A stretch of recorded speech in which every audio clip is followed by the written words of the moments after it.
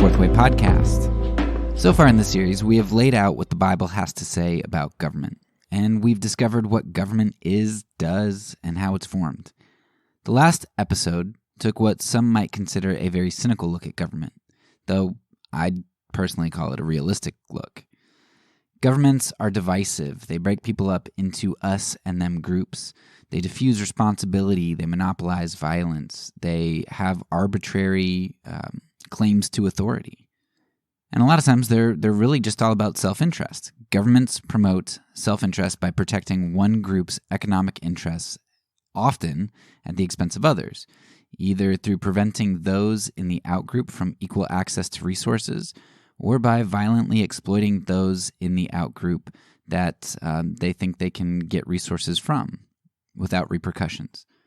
Governments run on violence and they monopolize it. Only the governments can use violence, and they usually do, and with great frequency and in great quantity. And only the government can bequeath the ability to do violence on another individual or group. When you see what the Bible says about government, what the Bible says about how Christians are to be in the world, and then see what the government really is and how Jesus handled government and how Jesus' role was very governmental, very political, it leaves us wondering how a Christian can be involved in the government at all. But digging into the specifics of that particular question is still a ways off into the future, because we have to first answer some detractors. I know there are many out there who are going to say, Derek, of course governments do bad things sometimes, and of course some Christians have been bad in government, but that's not the way it has to be. We, the ultra-spiritual and ultra-Christian Christians who really understand things now, unlike maybe Christians of the past, we can do better than that. We can grab power and wield it for God. Now maybe that's true, but I really don't think it is. So in order to bolster my position, we are going to look at 4 moments in history when governments were run by ultra-Christians, and we'll see how that played out. My hope is that when you glimpse what the most religious and most Christian Christians did with government, you'll recognize that wielding power in government, as the Gentiles do, is not compatible with the teaching of Jesus. For our first snapshot in history, I want to take a look at the time of Constantine. Now, this is a very contentious topic right here, so I'm going to try to be as fair as I know how to be in my telling of the story. In the nonviolent world, Constantine is despised as the individual who most contributed to the syncretistic dilution of Christianity. He's the reason we have Christendom and why we've got this sacral society and this Christianity that's just so mingled with the world and so messed up. If you think back to our previous episode on the early church, most of our quotes came from the Ante-Nicene Church, which is essentially the church prior to Constantine. And that's for good reason. When Constantine came to power, he courted Christianity and ended up wielding it as a tool for the state. Whereas only a decade or two before Constantine, Christians were viciously persecuted. Lastly, I believe it was under Diocletian. That was the really bad one. Now, under Constantine, Christians were not only free, but they started to actually get kickbacks and power from the state. Constantine essentially married the church and state together, whereas prior to him, the church was an alternative institution to the state. When you dig into Constantine's life, there's a lot that makes one question whether or not he just co-opted Christianity for his gain. While Christianity wasn't a majority religion by any stretch of the imagination when Constantine arrived at power, we have to wonder why someone who supposedly converted to Christianity didn't come under the discipleship of anyone like all the other catechumens had done before him, why he didn't comport with Christian moral standards, as Christians were required to do in churches before him, and why he waited until as late as possible to be baptized. Constantine essentially lived as a non-Christian, apart from the Christian community and oversight, for his whole life post-conversion. He was able to speak into the community, the Christian community, and bring it under governmental control through his calling of councils, synods, etc. And he was able to control dissenters, but he himself wasn't reined in by the Christian community. And it seems that the Christians who had just come out of terrible persecution, they were willing to kind of put up with that because they didn't want to bite the hand that fed them. Comfort, security, and power were alluring. And you even see this in some of the individuals. I think Lactantius, I think that's the guy who ended up teaching Constantine's son. But you read some of his earlier quotes, and again, it might be somebody else besides Lactantius, but I think it's him. And it's like his quotes just kind of flip-flop to having this completely different perspective when Constantine comes to power. So yeah, coming out of these Diocletian persecutions and the horror that was, I mean, you understand that this promise of power and security were alluring, and it's not a bad thing to want some rest, right? When Satan offered the kingdoms of the world to a weary Jesus in the desert, Jesus refused. And Satan was smart because he offered him the kingdoms at a time when he was most distraught and most weak.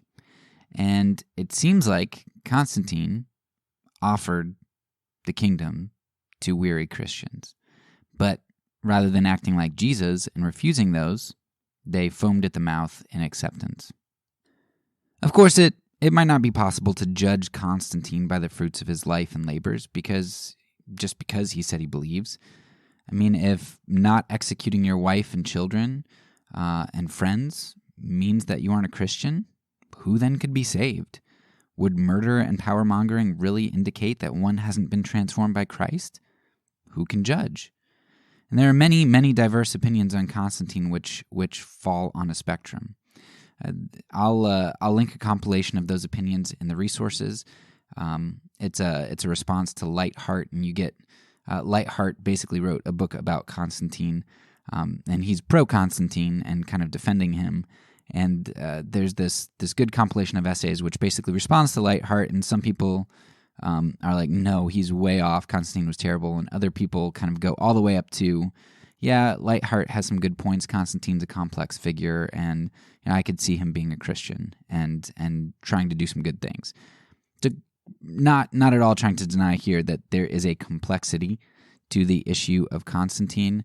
Nevertheless, we're talking about a very different, significant change that occurs, a change of scenery that occurs with Constantine and the things that the church is willing to accept and not call out, and the different life that they begin to live. But even though there's a complexity, perhaps, to Constantine and his conversion or fake conversion or whatever you want to call it, what is plain to see is that whereas the ante-Nicene fathers taught nonviolence and alien living, a complete 180 occurred after Constantine. Within his lifetime, prominent thinkers in the church began courting violence, coercion of religious dissenters, forced baptisms, and seeking power through the state. Augustine is one of the earliest and most famous of these individuals who ended up justifying violence so long as it was done by the state, because Christians killing in the name of the state could love, so long as they killed their enemies dispassionately. And you couldn't kill an enemy dispassionately if he was trying to attack you or your family, but you could kill dispassionately if somebody in the state with authority just said, hey, go kill them. All right, I'm just doing a job, I guess.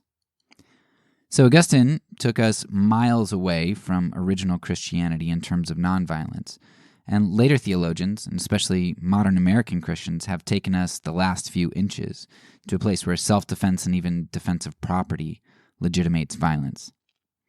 Augustine also brought us things like persecution of heretics and the use of force in regard to those who disagree with us.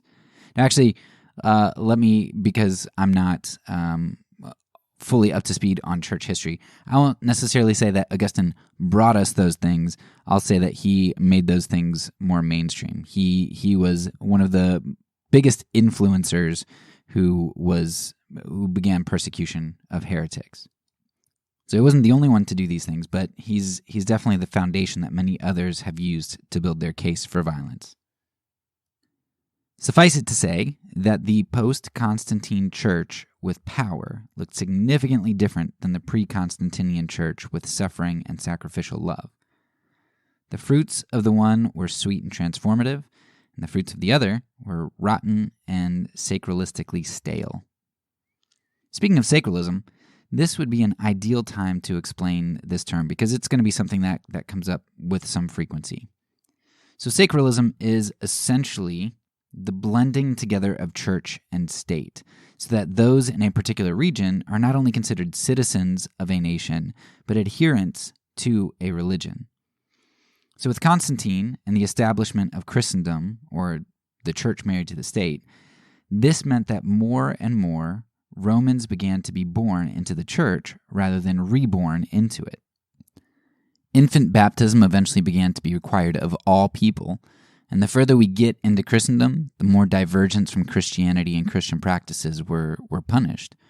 Since the state and the church were married, to throw off the church and its teachings, or the rituals which showed one adhered to the institution, it meant that one was basically being treasonous.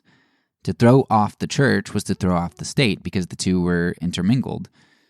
Treason against God was treason against the emperor. The biggest takeaway I'd like you to have with Constantine here is the recognition of how the church mutated with Constantine's marriage of the church and state. Whatever you conclude about Constantine's motives or sincerity, the church after his reign looked significantly different. Now, I don't have time to talk about as much as I'd like to here, so I will recommend extending your knowledge on this topic by exploring some of the resources in the show notes.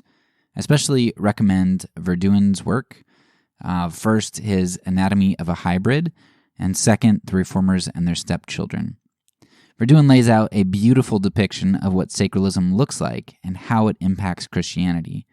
Now, he's extremely knowledgeable about both the Anabaptists and their roots, as well as the Protestant reformers, and I think that's in part because he grew up Reformed, and then he ended up becoming a Menno Simons expert. The point is, he knows his stuff, and maybe he has some different opinions that you could push back on, but he knows his stuff. He might get a little too praiseworthy of the Donatists. I was talking to one of my friends who's kind of an expert on Augustine, and he was saying that the Donatists were kind of jerks on their own right. So I think Verduin might maybe be a little bit too praiseworthy and bent that direction. Nevertheless, I think he provides a good, different perspective than you're going to hear otherwise. So Verduin lays out that we've basically got this sacralism thing going on, where the church and state are intermingled, and people are basically born into both at the same time, into the church and the state. So then comes Augustine. And Augustine now resided in Christendom. He was faced with a threat to sacralism, and he had to figure out how to respond. And this threat was, in part, coming from the Donatists, who were saying, hey, look, we don't have a mingling of church and state. That doesn't work because we need to hold people inside the church accountable. And if everybody is basically now the church, that doesn't work out. Like, you can't have everybody just be a part of the church. Like, that doesn't make any sense. That's not how the church works. And so to resolve this problem, and one thing that Augustine did was he began to distinguish between the visible and invisible church, something which hadn't been done before. By their fruit you should know them, and you can tell who's inside and who's outside the church. And of course, there's some gray area, but we are to judge those inside the church. We don't want wolves inside the church, false teachers. 1 Corinthians 5, you see somebody getting excommunicated because of their sexual practices and refusal to repent. So yeah, it should be at least sometimes very clear some people who should not be in the church. But Augustine started to do this visible and invisible thing. Prior to Christendom and sacralism, if you were in the church, the fruit of your life was judged by the church and there was accountability. But when everyone's a Christian and expected to go through the motions, then you have a problem with accountability and church discipline, because that's going to start to push people out. You can't have a reasonable expectation that most in the church are true, invisible believers. Now, Verduin expounds on this, and I'm going to quote him at length here. Quote, It is a fact that church discipline was in a hopeless mess ever since the Constantinian change was effected. In the first place, there is no discipline for aberrations in conduct. Men could live in sin and debauchery, dissipate to the full extent of their physical powers, and never come to know that the Church of Christ has keys with which it is supposed to lock out such roughnecks. The Church stirred not a finger, unless and until someone challenged the sacralist formula. This was the one sin which made the fallen church reach for her keys. In her catalog, this was the unpardonable sin. This was the sin of the heretic, the sectary, the schismatic, the Carther. All of them, names that hark back to this quarrel when the fallen church saw or heard of anyone who was rending Christ's robes. Then, and only then, did the wheels of discipline begin to turn. With a fury that reminds one of that of the 20th century communistic world when it hears of revisionism, and no wonder, for it was similarly inspired, the church bared its claws when men challenged the sacralist formula. When the fallen church did discipline, it went much too far, for it then expelled not only from the company of the redeemed, but from the company of men as such. End quote. So essentially, with sacralism came debauchery. You had the priestly class, or the pastors, priests, whatever, who were held to pretty high standards prior to this, and all of a sudden, like in dress, in actions, in everything, things start to go down. I mean, they start to get kickbacks from the state. You start to get more and more ornate clothing and less concern with poverty and those sorts of things, and you really just get a different sort of look for the leaders. And leadership also started to come with power, opportunities for power for the different priests. So all of this debauchery was kind of overlooked a lot of times, and there wasn't the accountability that there used to be.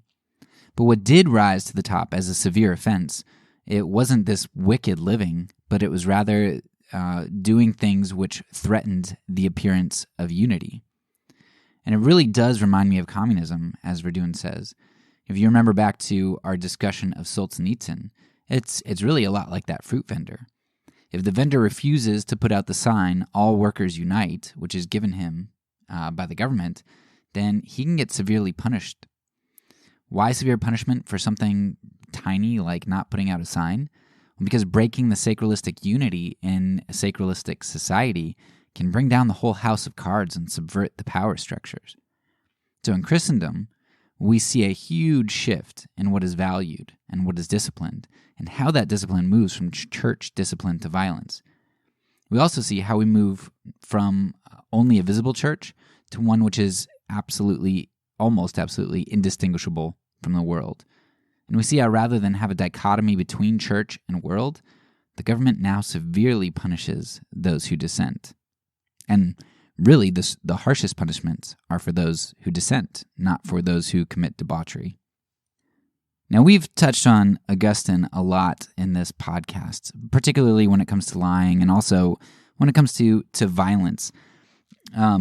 So part of the reason that we talk about Augustine so much is because he was brilliant, but also because he was kind of a bridge to modern Christianity. He had his foot in the ante-Nicene world, so he was kind of trying to bridge, explaining the how the old beliefs really aren't gone away. And I'm sure people who know Augustine would maybe cringe at me saying it like this, because I don't think you can look at Augustine and say, oh, he was just a puppet for the state. But he is growing up a generation after Constantine has kind of made the main changes that he did. And Augustine is really trying to sift through everything and figure out, how do we explain all of this stuff? Like, how can I defend these things that are going on? What's right and what's not right? And essentially, Augustine becomes an apologist for the new wave of what's going on. You know, the ante-Nicene church was against violence. Well, Augustine is now trying to explain, how do we justify the violence that we do? And the main issue that we looked at with Augustine was the way that he justified violence and the change from the ante-Nicene church.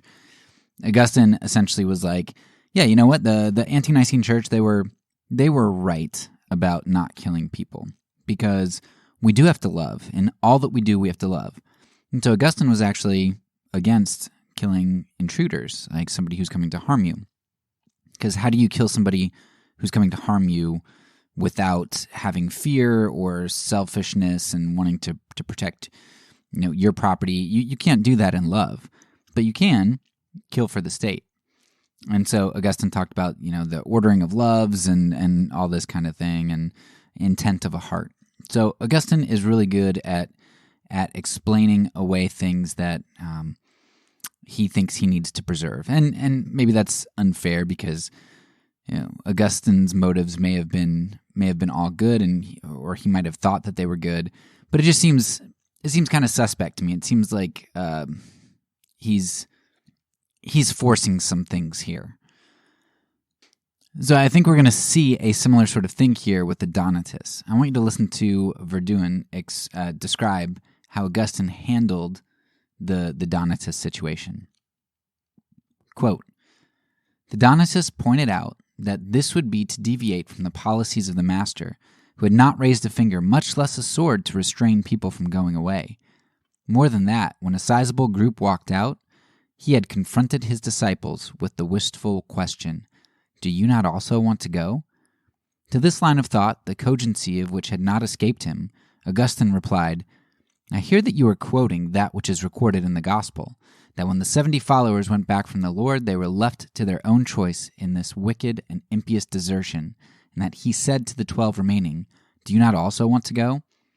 But what you fail to say is that at that time the church was only just beginning to burst forth from the newly planted seed, and that the saying had not as yet been fulfilled in her, 'All kings shall fall down before him, all nations shall serve him.' It is in proportion to the more enlarged fulfillment of this prophecy that the church now wields greater power, so that she may now not only invite, but also compel men to embrace that which is good." End quote. So apparently Jesus' command to Peter to sheathe his sword wasn't for all time. Jesus' way wasn't the way, but a pragmatic way that he used for the moment. Jesus didn't really show us what God was like. He showed us what God was like until he grasped power.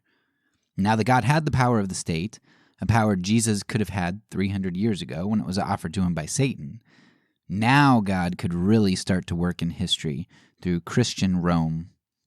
So Augustine is essentially saying, hey, we're going to persecute heretics and people who try to leave the church or mess with the church because now we have power and we can start to compel people. Jesus didn't do that because he didn't have the power as the Son of God, I guess. For as smart as Augustine was, how insane is it that he thought the state should compel people now that it wielded power like the Gentiles? The thing that Jesus said, in my kingdom, we don't lord power like the Gentiles. Now we're back to 1 Samuel 8 here. Israel wanted a king like the Gentiles. Now, in this time in Rome, Christians wanted to rule like the Gentiles. But this time it's worse because, as Hebrews says, we had now seen the Father in seeing Jesus, and we don't see dimly like they did in the Old Testament. We had clearer revelation of what God was like and what he wanted. Jesus even told us not to rule as the Gentiles do, yet that's exactly what happened when Constantine offered Jesus' bride the nations of the earth, and when Augustine tried to justify those things. Where Jesus held out in the face of the great deceiver, the church capitulated to a severely immoral man who claimed to have seen a vision from heaven. I want to make sure that I'm not heard as saying that Constantine and his predecessors were the worst humans in history. Much of American Christianity seeks the same power that Constantine did, and Christians have struggled with the same temptation throughout the ages. In fact, this is the same temptation we talked about in our Politics of Jesus series. Jesus was tempted to rule by power and force, to take the reins of history into his own hands, to be like God, just as Adam tried to be like God. What I am saying is that the picture of the kingdom Jesus and the early church gave us stand in stark contrast to what was begun or catalyzed by Constantine. Only a generation or two before, despite persecution, the church stood in the face of evil as a church which had grown in leaps and bounds, and which saw the fulfillment of prophecies as being fulfilled. Swords in the kingdom had turned into plowshares, a fulfillment of the Isaiah/Micah prophecies as declared by the early church. Likewise, Acts 4 declared that the early church saw no needy among them, a fulfillment of Deuteronomy 15:4. Jesus had brought the kingdom, but Constantine showed the church the kingdoms of the world and enticed it to conquer in the way of power and force. In this sign, the sign of violence and coercion, conquer. But that wasn't the sign Jesus showed us in Revelation. Yes, Christians are to conquer, but we do so by the testimony of our mouths and the sign of the Lamb who was slain. That's all for now. So peace, and because I'm a pacifist, when I say it, I mean it.